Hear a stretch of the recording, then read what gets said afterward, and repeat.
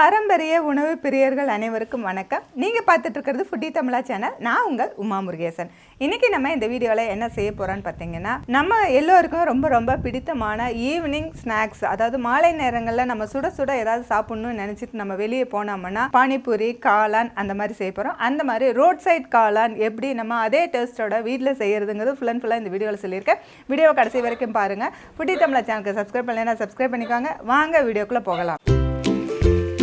வீட்டு முறையில் தயாரிக்கப்பட்ட அனைத்து மசாலா பொருட்களும் ஃபுட்டி தமிழா சேனல் மூலமாக நானே என் கைப்பட வறுத்து தரமாகவும் சுவையாகவும் நான் கொடுத்துட்ருக்குறேன். இது சாம்பார் பொடி, ரசப்பொடி உட்பட 10 வகையான மசாலா பொடிகள் நான் கொடுத்துட்ருக்குறேன். இது தேவைப்படுறவங்க கீழே இருக்க காண்டாக்ட் நம்பருக்கு வாட்ஸ்அப் பண்ணுங்கள். ஆல் ஓவர் இந்தியா நம்ம கொரியர் மூலமாக அனுப்பி வைக்க முடியும்.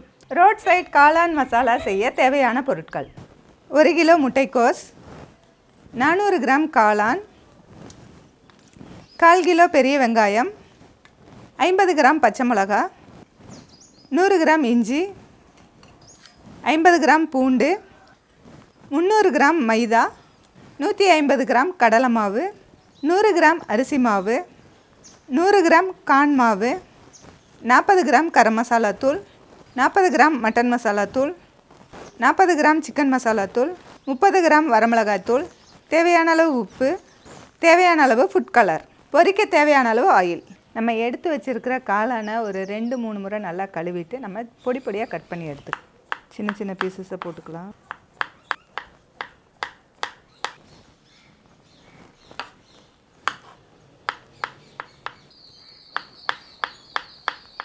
நம்ம காளான்லாம் இந்த மாதிரி கட் பண்ணிக்கலாம். அடுத்தது நம்ம முட்டைக்கோஸ் கட் பண்ணிக்கலாம். முட்டைக்கோஸ் ரொம்ப நைஸாக கட் பண்ணணும். இப்போ நம்ம காய் சீவரத்தில் நம்ம சீவிக்கலாம். இந்த வாழைக்காய் சீவுறது அந்த மாதிரி இருக்கிறது சீவுனோம்னா ரொம்ப நைஸாக வரும்.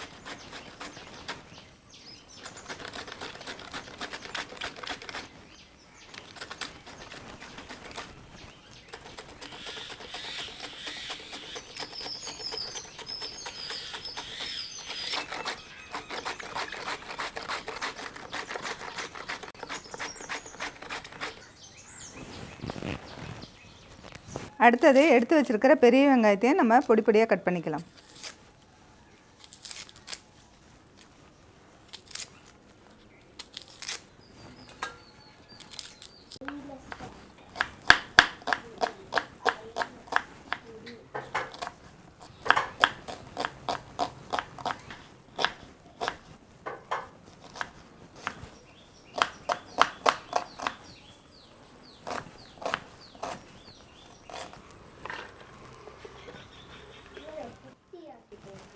நம்ம எடுத்து வச்சுருக்க பச்சை மிளகாயும் கழுவிட்டு கட் பண்ணிக்கலாம்.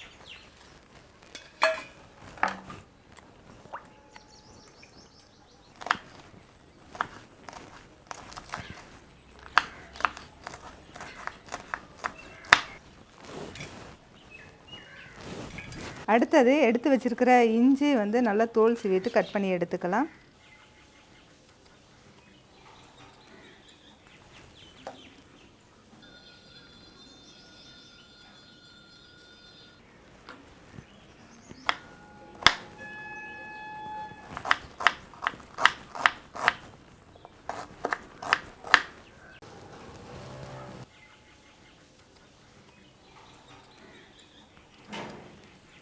இப்போ நம்ம எடுத்து வச்சுருக்க பூண்டு உளிச்சு எடுத்துக்கலாம். இப்போ நம்ம பொடியாக கட் பண்ணி வச்சுருக்க இஞ்சியும் பூண்டையும் நம்ம பேஸ்ட்டாக அரைச்சி எடுத்துக்கலாம். இப்போ நம்ம காளான், முட்டைக்கோஸ், வெங்காயம், பச்சை மிளகாய் எல்லாம் கட் பண்ணி எடுத்து வச்சாச்சு. இப்போ நம்ம காளான் மசாலா செய்கிறதுக்கு மாவு பிசைஞ்சிக்கலாம். இதுக்கு பார்த்திங்கன்னா நம்ம கட் பண்ணி வச்சுருக்க முட்டைக்கோஸு, நம்ம காளானு இதில் சேர்த்துக்கலாம். பொடியாக கட் பண்ணி வச்சுருக்க காளான், முட்டைக்கோஸு,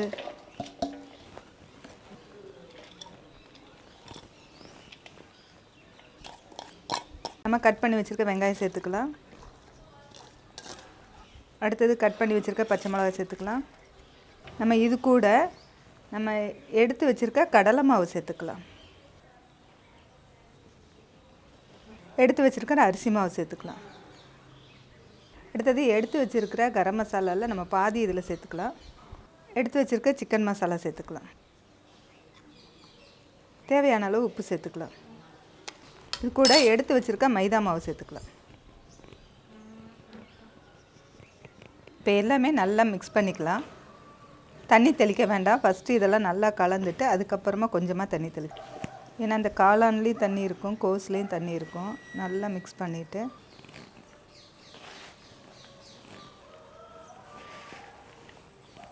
அதுக்கடுத்தது எடுத்து வச்சுருக்க வரமிளகாத்தூள் கொஞ்சம் சேர்த்துக்கலாம். அதுக்கடுத்தது ரெட் ஃபுட் கலர் வந்து கொஞ்சம் சேர்த்துக்கலாம். வீட்டில் செய்யும்போது ஃபுட் கலர் நீங்கள் அவாய்ட் பண்ணிடலாம். நம்ம வந்து கலருக்காக கொஞ்சம் சேர்த்தோம். இப்போ நல்லா கலந்துருக்குறோம். நம்ம கொஞ்சம் கொஞ்சமாக தண்ணி சேர்த்து நம்ம பக்கோடா மாவு பதத்துக்கு நம்ம பிசைஞ்சிக்கலாம்.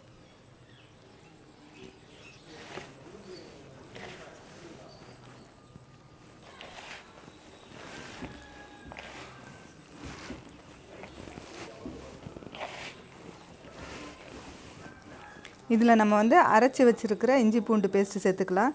இதில் பாதி சேர்த்துக்கலாம். இப்போ இந்த காளான் மசாலாவுக்கு நம்ம எல்லாமே ரெடி பண்ணியாச்சு. இதை வந்து எண்ணெயில் பொரித்து எடுத்துக்கலாம்.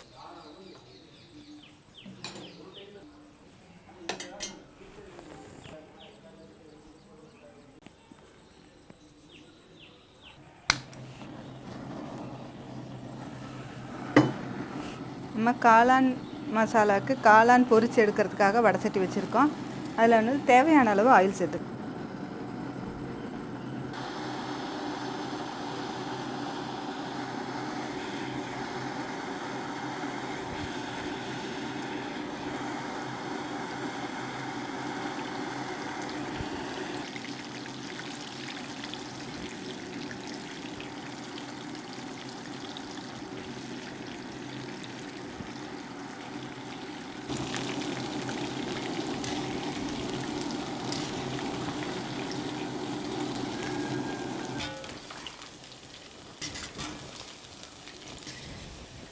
இந்த மாதிரி நல்லா கிறிஸ்பாக பொரிஞ்சதுக்கப்புறம் நம்ம எடுத்துக்கலாம்.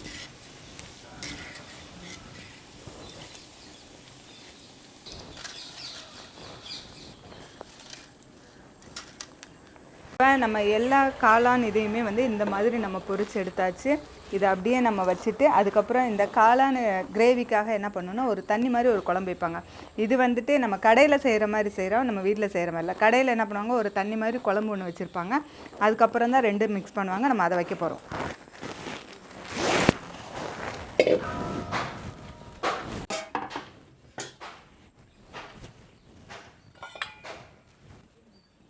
இந்த மாதிரி ஒரு பாத்திரம் வச்சுட்டு அதில் வந்து ஒரு 2 லிட்டர் தண்ணி சேர்த்துக்கலாம். 2 லிட்டர் தண்ணி கொதிக்கும் போது நம்ம எடுத்து வச்சுருக்க சிக்கன் மசாலா சேர்த்துக்கலாம். எடுத்து வச்சுருக்க கரம் மசாலா சேர்த்துக்கலாம். அடுத்தது நம்ம எடுத்து வச்சுருக்க மட்டன் மசாலா சேர்த்துக்கலாம். அடுத்தது நம்ம எடுத்து வச்சுருக்கிற வரமிளகாத்தூள் சேர்த்துக்கலாம். தேவையான அளவு உப்பு சேர்த்துக்கலாம். ஏற்கனவே இந்த காளான் இதில் வந்து உப்பு இருக்கும். இப்போ இதுக்கு இந்த குழம்புக்கு மட்டும் தேவையான அளவு சேர்த்துக்கலாம். எடுத்து அரைச்சி வச்சுருக்க இஞ்சி பூண்டு பேஸ்ட் சேர்த்துக்கலாம். இப்போ நம்ம எடுத்து வச்சுருக்க கார்ன் மாவில் வந்து தண்ணி சேர்த்து நம்ம கரைச்சி தண்ணியாட்டம் சேர்த்துக்கலாம்.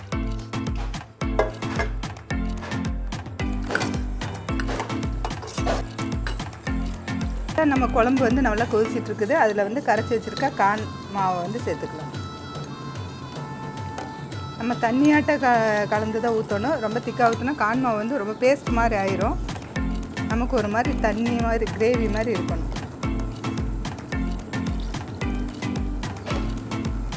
இப்போ பார்த்தீங்கன்னா கொஞ்சம் லைட்டாக கொஞ்சம் திக்காக இருக்குது. இந்த மாதிரி பதத்தில் தான் இருக்கணும். இது வந்து கொதிக்கட்டும். நல்லா கொதித்த உடனே அடுப்பாக்கணும்.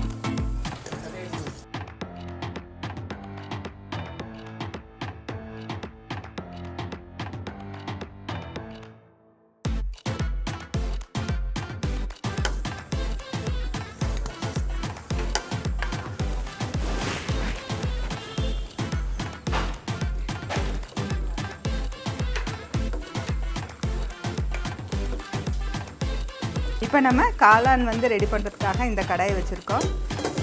இந்த கடாயில் நம்ம கொஞ்சம் காளானை வந்து சேர்த்துக்கலாம். எந்த அளவுக்கு தேவையோ அந்த அளவுக்கு சேர்த்துக்கலாம். அது கூட வந்துட்டு எடுத்து வச்சுருக்க குழம்பு சேர்த்துக்கலாம். இந்த குழம்பு சேர்த்துட்டு நல்லா கொதிக்க விடணும். இதை